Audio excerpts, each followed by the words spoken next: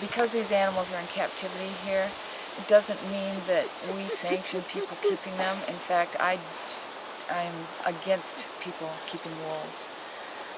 If they're used educationally, like we try to do, that's one thing. They're ambassadors to their species. But for people to think that wolves make good pets, that's not at all true.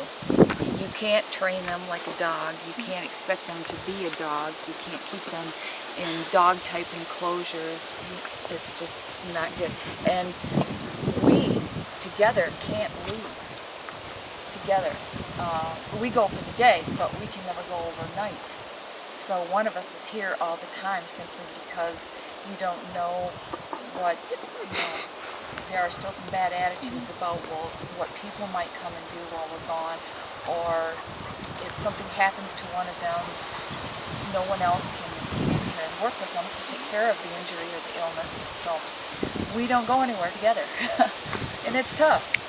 It's a big responsibility, and it's a lifelong responsibility to them. I would never take these animals in and say to somebody else, well, I don't want them anymore. Here, can you take them? Zoo or whatever. These animals are bonded to me because I bottle fed them. They think of me as part of their pack, and I just could never, give the responsibility to someone else. They're not good pets. Well, I assume it costs a decent amount too to feed them and take care of them. It does. You would think. We've never differentiated between just the wolves and the dogs, but the food that we feed, you get a 40-pound bag and it costs $30, and we go through one of those a week, maybe more, plus all the meat that we feed. If we have to buy chicken, that's probably 6 pounds or better, 6 to 8 pounds of chicken a day for the wolves. In the fall, when firearm season starts, I go to deer processors and pick up all the scrap I can, which helps, and then we freeze it and feed it to them through the winter. So that helps a lot, but it's a lot of work. It's a lot of work to go find food for them because they do need to eat meat. Try to feed them just dog food, they're not going to be a healthy animal. They're meat eaters, they've got to have it. Now, and this might even seem kind of like a goofy question, but you always hear about a lone wolf, and we were talking earlier about the packs and how they run in packs. How can a lone wolf come about, and is there a possibility they're going to be able to join up with a new pack? Does that ever occur? A lone wolf is a dispersing wolf that came from a pack, obviously. When the young wolves grow into adulthood, oftentimes there'll be a couple of them that decide to go off on their own. They strike out on their own, or they've been chastised for whatever reason and kicked out of the pack, so to speak.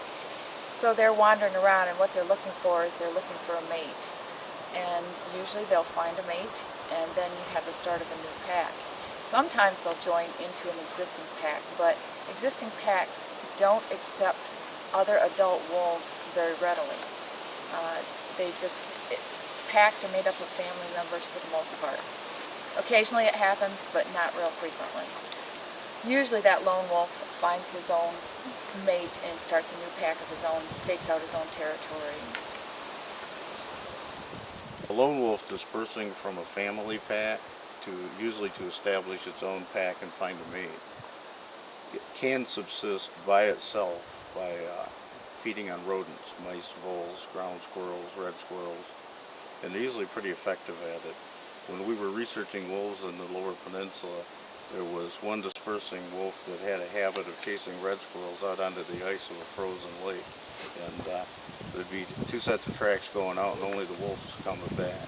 So they can subsist on just a diet of smaller animals and rodents. How old are each of the wolves? Cody was born in April, and he is 9 years old this year.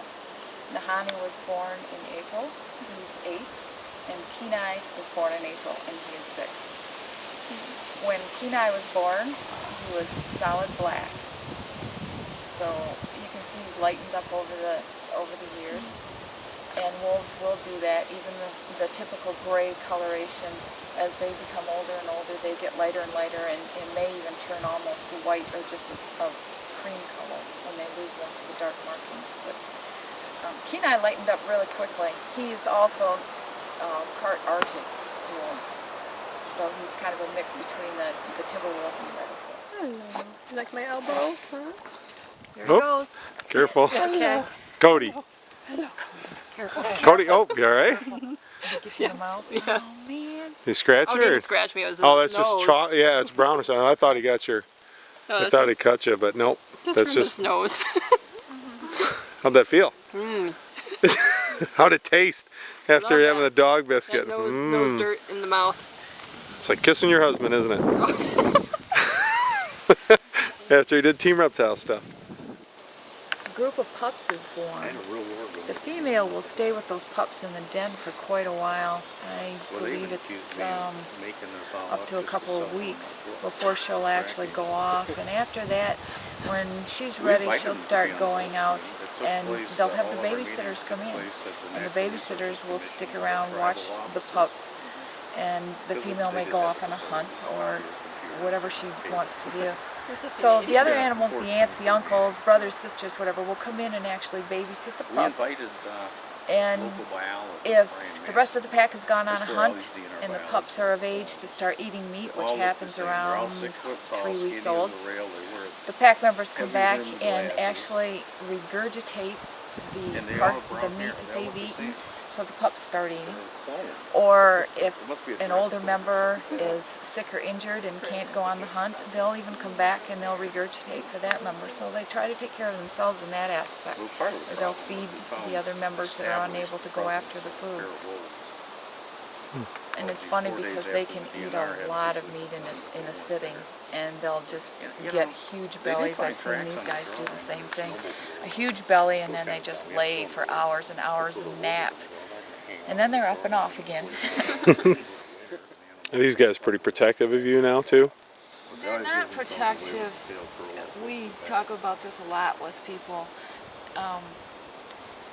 Wolves, you know, I've had people call me and say, do you sell them, do you breed them? I'd like them for guard dogs. I'd like a wolf dog for a guard dog. Wolves are not guard animals. They love their family members, but they won't protect them to the point where you know, someone couldn't come in and injure them. I wasn't looking for him. Just there camping over the spring break. Now, what does that mean when he's got his ears down like that? Oh, he's fine. 4 days Does prior that usually mean something in the wild, though, or He's not? got a wary stance. crossing. Okay. Not real trusting at this point. But he's not being submissive. When you see the tail hanging straight down like that, We're pretty adamant that he's they knew just- what a wolf looked like. he's a little wary. The DNR If he were dispatch, submissive, full you'd see his biologist, tail and a guy tucked named between his Jeff legs. Voluntary And You see the tail straight up in the air. He's being very dominant. And Kenai came likes to back, do they that. patrolled the shoreline of I'm Lake thinking Michigan that one for day he may challenge Cody for the dominant Well, we went in position. backpack. Really? We weren't Cody's really pretty looking, but quiet and pretty easy wouldn't it be ruling. cool if there were wolves there? Kenai We were tries there to for push 8 him days. around Fourth night in, sometimes, but we heard Cody takes so coyotes much of it and then he puts him in his place. now, what about Even if I wasn't, the other one? Nahani, Nahani, that's in a right. normal pack would be the Omega wolf. we were a long way from And which one is the lowest Omega? on the pecking order. The lowest, okay. Now, why is that? Just, 12 feet of snow on the ground, so everything's Just the kind of personalities that develop huh, as they're Spent growing the up. next year okay. It was excellent when Kenai was brought in as a small pup. Nahani was the babysitter and pretty much raised him, as would happen in a wild pack.